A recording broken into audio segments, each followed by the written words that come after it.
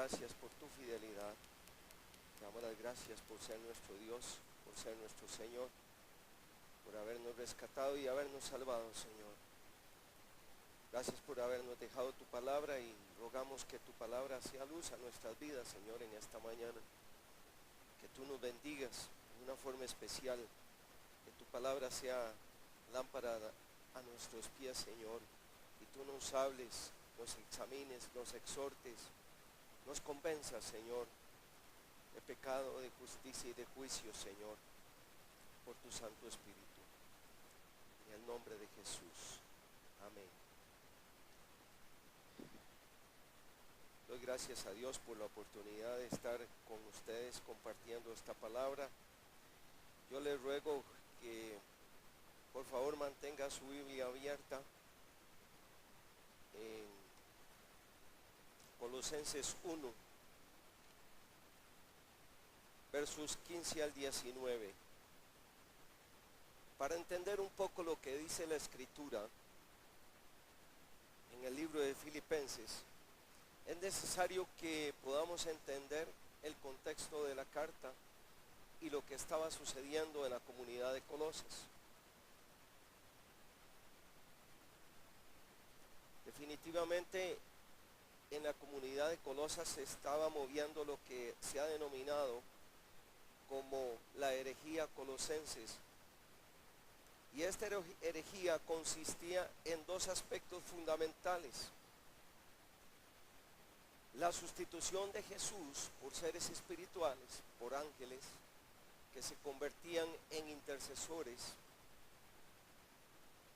entre Dios y los hombres, considerando que Jesucristo y su sacrificio en la cruz del Calvario no era suficiente para acercarnos a Dios. Y lo segundo que se movía en medio de esta herejía colosenses era el hecho de que ellos llevaban a cabo prácticas filosóficas y religiosas como el ascetismo,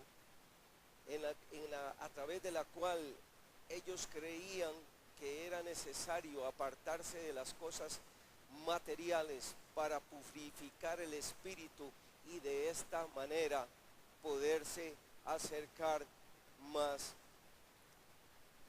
claramente a Dios. Es claro que esta herejía era un desplazamiento de la figura de Cristo. Ha sido, es y será la estrategia de Satanás poder desplazar la figura preeminente de Cristo como nuestro mediador, como nuestro Dios, como nuestro Señor, como aquel cuyo sacrificio es suficiente y competente para acercarnos a Dios. Satanás una y otra vez intentará poner a Jesús a la par de este tipo de prácticas, no como un hecho de total desplazo, sino de venir y suplementarlo. Y esto hoy en día lo vemos en iglesias no cristianas y en iglesias cristianas. Lleve esto, tome esto, haga esto. ¿Y qué es ni más ni menos lo que está ocurriendo? Una manera de suplementar, una manera de adicionar a la figura de Cristo. Y entonces Pablo está ante los colosenses tratando de combatir la herejía manifiesta en medio de la congregación. Y en mi propósito, a la luz de la palabra del Señor, compartir con ustedes qué fue los elementos que este Pablo les dijo a los colosenses. ¿Quién es Cristo? Implícito iba en cada uno de estos versículos la pregunta: ¿es Cristo suficiente o no? el segundo propósito en esto es que, como dice Pablo en el verso 19, Cristo es la plenitud de Dios. Y vamos a poder descubrir a la luz de la palabra qué es la plenitud de Dios y cómo puedo alcanzar la plenitud de Dios. Usted me dirá, Bolívar tiene mucho tema por delante. Sí, tengo este domingo y el próximo domingo. Así es que, hermano y hermana querida, este y el próximo fin de semana, ayer compartí acá a los que se congregan los sábados, y el próximo fin de semana iremos a estar complementando esta prédica. Pablo, ya entrando en el desarrollo, Pablo les dice en los versos 12 al 14, Jesucristo es la herencia de los santos. Jesucristo los ha tomado a ustedes de tinieblas y los ha traído a luz.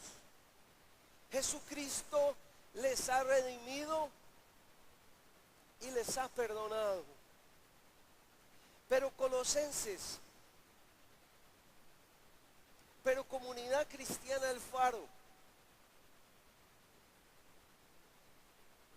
creo que ustedes, les dice Pablo a los colosenses, no tienen una idea concreta de quién es Jesús.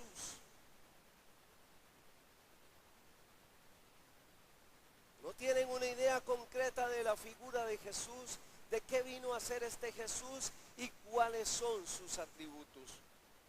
Y empieza este Pablo desarrollando, por eso les decía, tenga su Biblia abierta. En el verso 15, en la primera parte del verso 15, ¿qué dice la Escritura?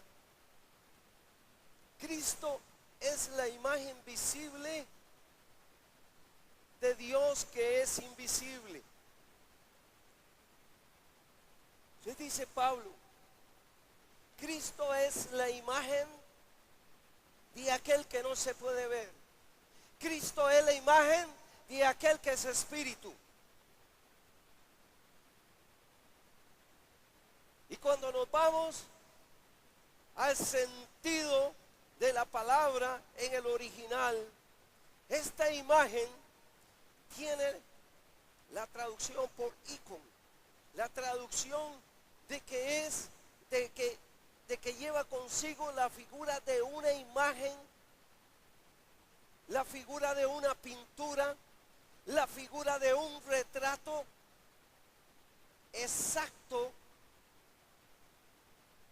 de la otra persona. O sea, este Cristo podríamos traducir que es una fiel pintura. Este Cristo es un fiel retrato del Dios Padre. No le falta nada. Él está completo. Y en Hebreos capítulo 1, verso 3, Pablo dice, y vuelve a hablar de esta imagen el autor de Hebreos, y dice que Cristo es la imagen de Dios. Y en este versículo lleva la connotación de carácter, lleva la connotación de lo que se utilizaba anteriormente para los griegos, para los romanos, lo que era una cuña a través de la cual se acuñaba, valga la redundancia, la imagen del emperador. Y esto era usado en cera caliente o en metal derretido para hacer una impresión perfecta de el emperador, y se utilizaba en los sellos de los documentos oficiales y se utilizaba para imprimir las monedas. ¿Qué nos está diciendo el autor de Hebreos? Que Cristo Jesús es una impresión perfecta del Padre que está en los cielos.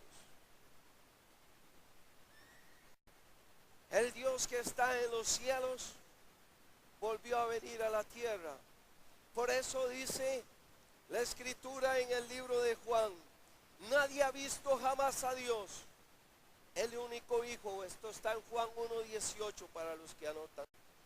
El Hijo único, que es Dios y que vive en íntima comunión con el Padre, es quien nos lo ha dado a conocer. Es quien nos lo ha dado a conocer. Ahora usted me pregunta, Bolívar, ¿qué tiene que ver que Cristo sea la reproducción perfecta de Dios? Que Cristo sea ese Dios mismo que estaba en los cielos y decidió acercarse a nosotros.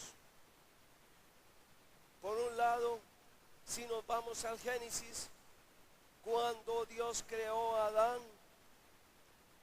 Adán y Eva estaban en plena comunión con Dios. Esta comunión fue rota. Esta comunión se fracturó. Dios se separa del hombre y ahora Dios vuelve a acercarse al hombre a través de la figura de Cristo. ¿Qué implicación más tiene para mi vida que este Cristo sea Dios y haya decidido acercarse a mi vida? Quiere decir que este Jesús merece mi adoración, que este Jesús debe ser el objeto de mi meditación continua, que este Jesús debe ser mi punto de partida para todo lo que yo haga, y este Jesús debe ser mi punto final, mi objetivo final para todas las cosas que yo hago. Que este Jesús debo vivir para agradarle a Él, y que mi vida debe ser para agradarle a Él. Hermanos, si tuviésemos la convicción de que mi vida debe ser para agradarle a Dios, no tendríamos hoy en día hogares destruidos, no tendríamos matrimonios en infidelidad, no tendríamos gente que ande matando, no tendríamos gente que ande robando, porque mi vida es para agradarle a Él. Y en función de esto, lo horizontal se ve beneficiado cuando yo tengo una vida para agradarle a Cristo. Yo soy el camino, yo soy la verdad, yo soy la vida, dijo Jesús. Nadie va al Padre si no es por mí. Jesucristo es la imagen perfecta de Dios, es Dios mismo y no necesita de nada más para acercarnos a Dios. Jesucristo no se requiere de nada más para acercarnos a Dios. Es lo único que necesitamos, y todo lo que se le agregue es blasfemia. Todo lo que se agregue es estrategia diabólica para separarnos del camino correcto hacia Dios. Continúa Pablo diciéndole: Colosenses, ustedes realmente no conocen a Cristo. ¿Es Cristo suficiente o no? Y en el verso 15 ve que les dice: es su Hijo primogénito, anterior a todo lo creado. Esta primogenitura no solamente lleva el ser el primero, sino que lleva una connotación que se utilizaba en el Antiguo Testamento para indicarnos que el primogénito es el representante del padre de familia, que el primogénito es el que recibía todo, y que el primogénito es el responsable de administrar los bienes del Padre. Jesús es el representante del Padre. Jesús lo ha recibido todo, y Jesús es el responsable de administrar los bienes eternos. esta vida es pasajera. ¿Qué implicación tiene para nosotros que Jesús sea el responsable de administrar los bienes eternos? Esta vida es pasajera, 78, 80, 90 años. ¿Cuánto más quiere vivir usted? Pero hay una vida eterna, hay una vida eterna. Y si quiero disfrutar de la vida eterna, tengo que meterme con el administrador de los bienes eternos, Cristo Jesús, el responsable de administrar los bienes eternos. Por eso le dice Pablo, ustedes colosenses no tienen claro quién es la figura de Cristo. Y continúa diciéndoles en el verso 16, ¿qué les dice Pablo? En Él, en Cristo, en Él, en Cristo, Dios creó todo lo que hay en el cielo y en la tierra, todo lo visible como lo invisible, así como los seres espirituales que tienen autoridad y poder. Todo fue creado por medio de Él y para Él. Todo fue creado por medio de Él y para Él. ¿Qué quiere decir esto, mis queridos hermanos? Que no solamente la creación se hace por medio de Él, sino que la creación misma se hizo para Él. ¿Qué quiere decir esto, hermanos? Que la creación se hizo por medio de Él y para agradarle a Él. Para agradarle a Él. En el Génesis 1, ¿quién dice que creó el mundo?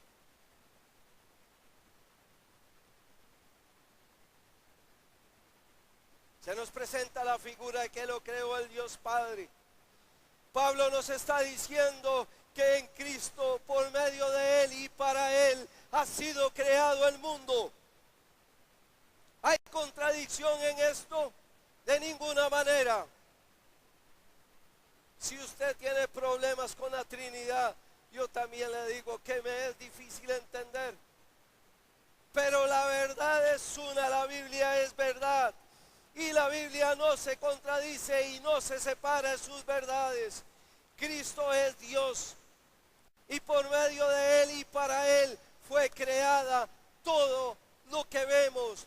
Dice la palabra, lo visible y lo invisible.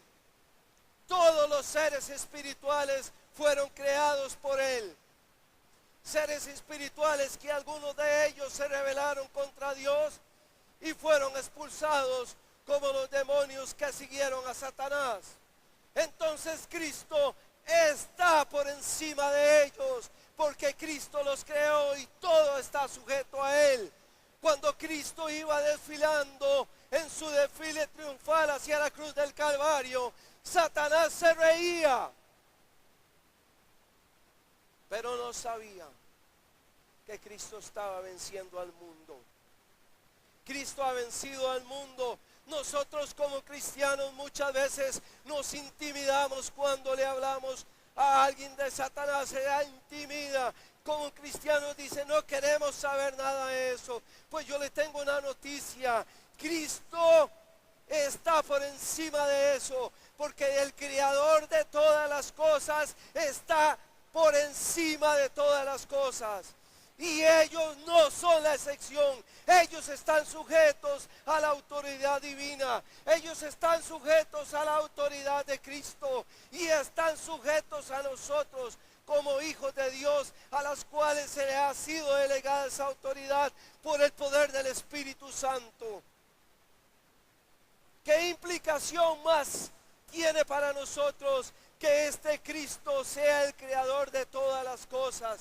Quiero decirte algo, tú eres creación de Dios, tú eres creación de Dios. La pregunta es esto, tú fuiste creado por medio de Él y para Él. La pregunta es, hermanos, ¿Cristo se agrada en tu vida? No cabe la menor duda de que eres creación de Dios. Así lo dice la Escritura. La pregunta para cada uno de nosotros y el reto para cada uno de nosotros en esta mañana: ¿Cristo se agrada en tu vida?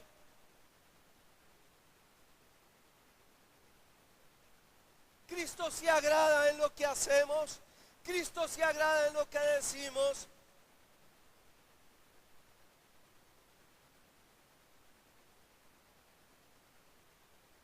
Continúa Pablo diciéndoles: Colosenses, ustedes realmente no conocen a Cristo. Y en el verso 17 le dice que Él existe antes de todas las cosas.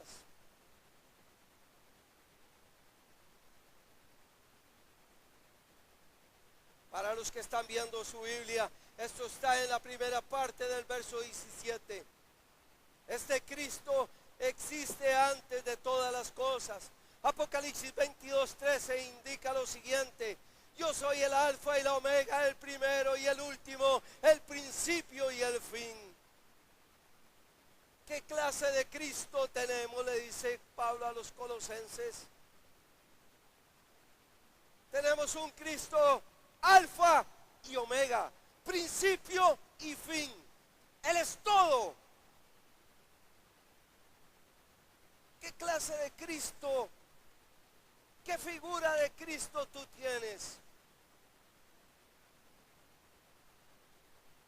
Muchas veces, hermanos, caminamos como cristianos pensando que tenemos un enano por Señor. Y más que un enano, que tenemos un minusválido por Señor.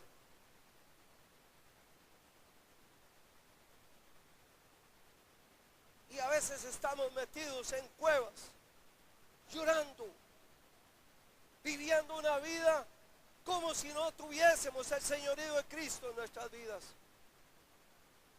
El alfa y la omega, el principio y el fin, es el Señor de nuestras vidas. El alfa y la omega, el principio y el fin, el Dios poderoso, el omnipotente, el único, el sabio Dios, ha decidido ser el Señor de nuestras vidas.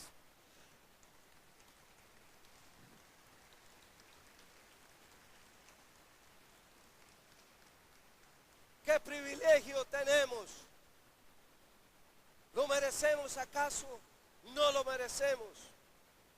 No lo merecemos, pero la Escritura en Romanos dice que todo ha sido recibido por medio de gracia para que nadie se gloríe.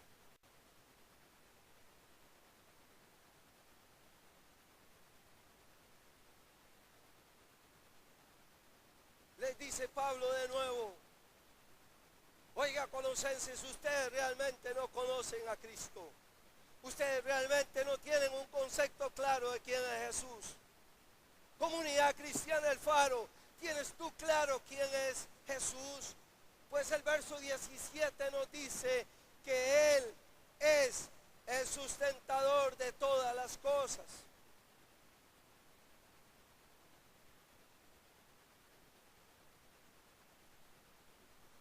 Cristo es quien le da armonía a toda la creación.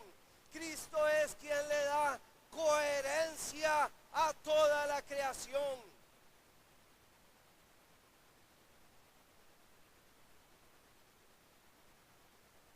Algunas por ahí dicen que Jesús, que Dios hizo la creación y que la soltó a caminar como si esto fuera un reloj de cuerda, ¿verdad? Y que la creación se revuelca una cosa con la otra y se va conformando y se va expandiendo. Pero la palabra del Señor me muestra que Cristo es el sustentador de todas las cosas. Él es antes de todas las cosas y todas las cosas en Él subsisten. Todas las cosas tienen su explicación y tienen su razón de ser en Jesús. Este Cristo, como les decía, le imparte coherencia a su creación misma. Les compartía a los hermanos anoche que en mi empresa, en la empresa para la que laboro, hay una cuadrilla de 20 personas dando mantenimiento preventivo a todas las máquinas, a todo lo que tiene que ver con la producción y obviamente un poquito a los edificios administrativos. 20 personas para una cosita que es relativamente pequeña si lo comparamos con lo que es el universo. Cristo le da coherencia. Cristo es el encargado del mantenimiento preventivo de toda su creación. Cristo le da sustento a toda la creación. Y Bolívar, ¿qué tiene que ver eso conmigo? Muy sencillo. Hablamos de que tú y yo somos creación de Dios. ¿Qué quiere decir esto? Que Cristo es quien me sustenta. Cristo Jesús es quien me sustenta. Cuando yo vengo caminando, Él va conmigo. Cuando voy a mi trabajo, Él va conmigo. Cuando estoy aquí, Él va conmigo. Cuando estoy en mi hogar, Él va conmigo. Cuando comparto con mis compañeros, Él va conmigo. ¿Por qué? Porque Él es quien me sustenta. Él es quien me sustenta. Les compartía como testimonio a mis hermanos. Para el martes perdí mi prédica. No tenía absolutamente nada. Todo lo que había escrito se borró. No lo pude accesar. Y me decía mi esposita, Boli, ¿y ahora qué vas a hacer? Bueno, primero tengo que llamar a mi pastor y decirle, no tengo prédica, pastor. Los grupos de discipulado, hay que enviarles esto. Hay que enviarlo el jueves. No podía enviarlo el jueves. Pero yo dije, Señor, yo necesito que me ayudes. Tú eres mi sustento. La palabra me muestra que tú eres mi sustento. Y en todas las cosas, hermanos, tenemos que estar claro que Cristo Jesús es nuestro sustento. Que el alfa y la omega es quien me sustenta. No quiere decir esto que nosotros no tengamos problemas. De ninguna manera. Pero sí les quiero decir algo. En mi vida, Cristo nunca ha llegado tarde.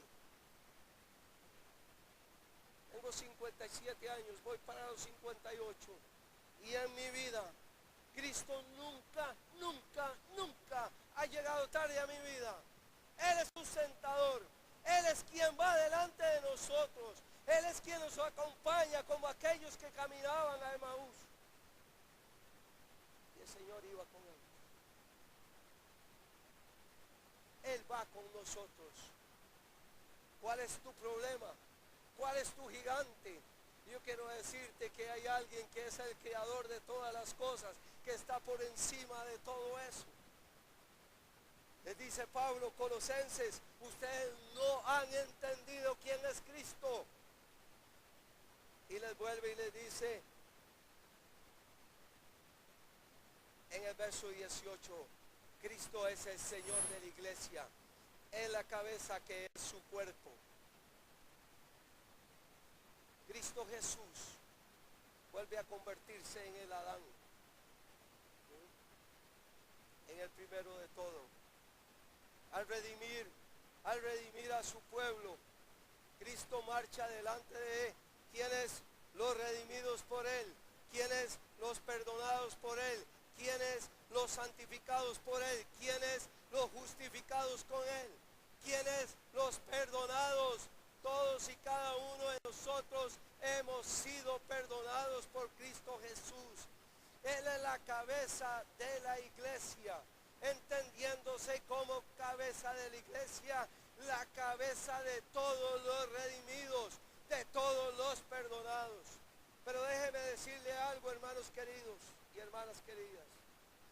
muchas veces transitamos en las iglesias metiéndonos en hacer, en hacer, en hacer, en hacer, en hacer.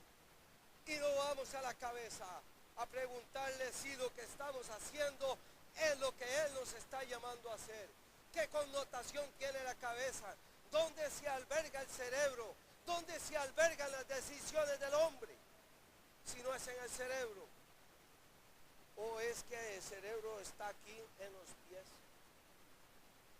¿O es que el cerebro está aquí en la cintura? No, está aquí. Está en la cabeza. Cristo es la cabeza. Cristo es el cerebro de la iglesia. Y por eso las iglesias sucumben. ¿Por qué? Porque no le preguntan al Señor cuál es su dirección, cuál es su propósito como iglesia. Gracias al Señor estamos en una iglesia donde estamos claritos qué es lo que tenemos que hacer como iglesia. Pero la pregunta para ti y para mí, ¿estás clarito en lo que te ha llamado al Señor a hacer como pueblo redimido?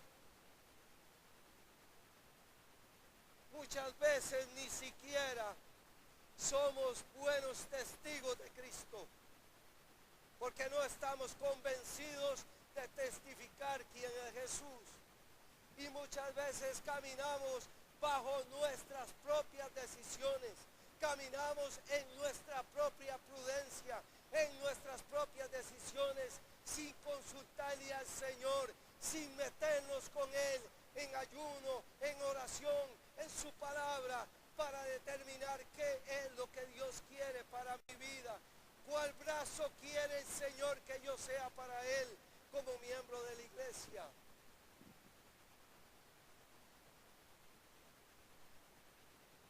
Continúa Pablo diciéndoles, Colosenses, ustedes no conocen quién es este Cristo.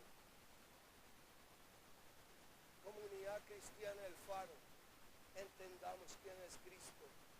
Dice ese verso 18 en su segunda parte, que Él es el primero en resucitar. Ajá, Bolívar, ¿y qué con eso? Yo le quiero decir, hubo gente que resucitó, como el mismo Lázaro, pero fue gente que volvió a morir. Este resucitó para nunca más morir. Y está sentado a la diestra del Padre. Y va a venir. Y va a venir. Y eso es un hecho. Este Cristo está vivo. Este Cristo ha resucitado. ¿Y qué tiene que ver eso contigo y conmigo?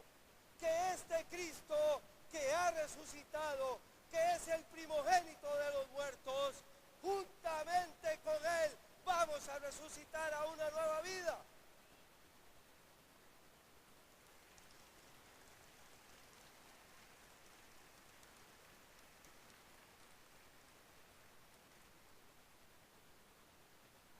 Colosenses, ustedes no conocen a Cristo.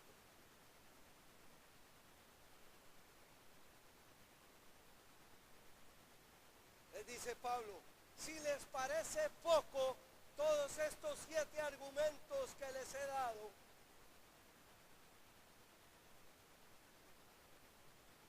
si les parece pocos, Colosenses, quiero decirles que la plenitud de Dios, que a Dios le agradó, que su plenitud habitase en Él.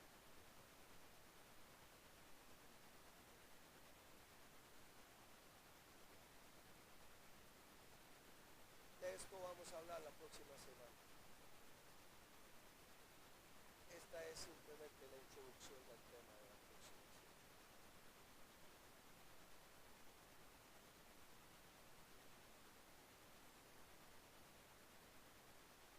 Para concluir, hermanos queridos, ¿de qué hemos venido hablando? ¿De qué hemos hablado en esta mañana?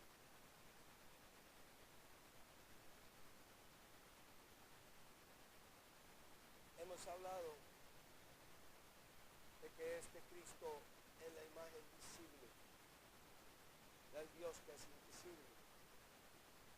Hemos hablado que este Cristo es un retrato fiel del Padre. es la reproducción total del Padre. Que este Cristo es el primogénito, es el representante del Padre. Que este Cristo lo ha recibido todo. Que este Cristo es el responsable de administrar los bienes del Padre. Hemos hablado de que este Cristo creó todo y que todo le es sujeto. Hemos hablado de que este Cristo es el alfa y la omega, que Él existe antes que todas las cosas. Hemos hablado de que este Jesús es el sustento de todo, de su creación.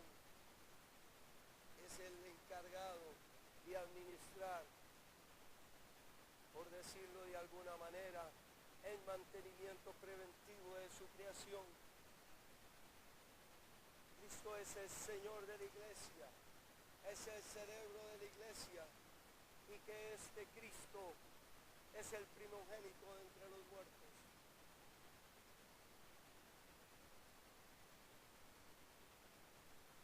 ¿Qué Jesús tienes? ¿O qué Jesús tenías antes de esta prédica? ¿Cuál es la figura de Salvador que tú tenías?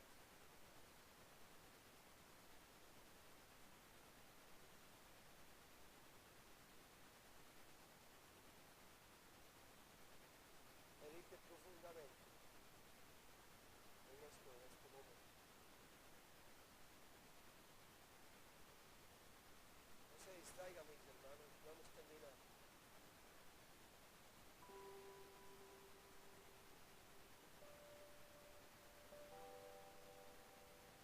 ¿Cuál es la figura de Jesús que tú tienes?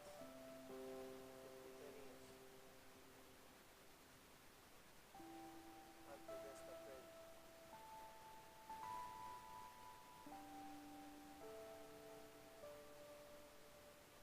Has llegado hasta aquí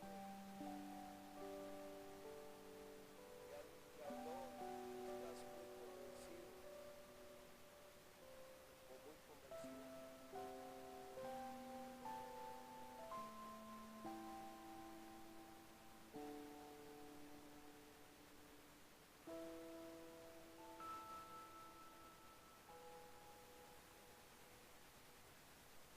Quiero saber si en medio de la iglesia, si en medio de la congregación de los santos, hay alguien que no ha confesado a Jesús como Señor y como Salvador. ¿Hay alguien acá?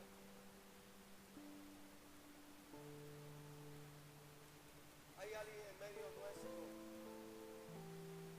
que no haya confesado a Cristo como Señor y como Salvador?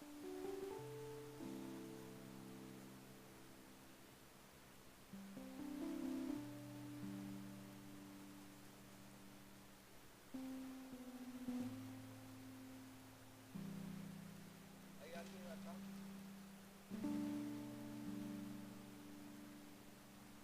En la iglesia del Señor, ahora conscientes de quién es este Jesús para nuestras vidas.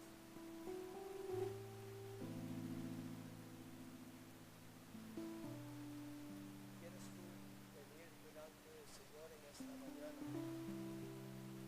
y renovar tu compromiso con Él más conscientemente de lo que hiciste en el pasado? ¿Hay alguien acá que lo quiera hacer?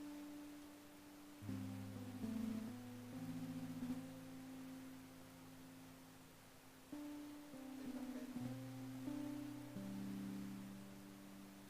Doy gracias a Dios por la prédica que me tocó preparar con ustedes.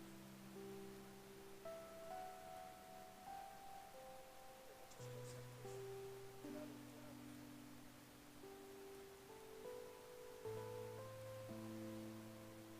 Hay